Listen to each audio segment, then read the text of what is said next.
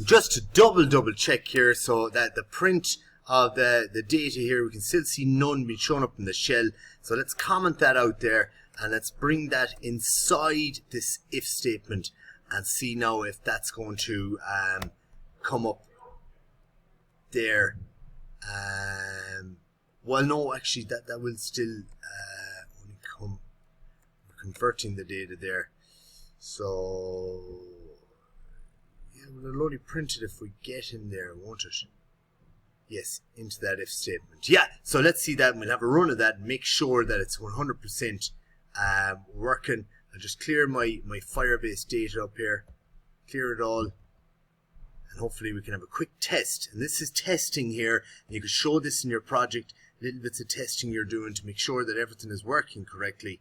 So we'll let that run for a while and see how we get on if there's none is now removed from the equation.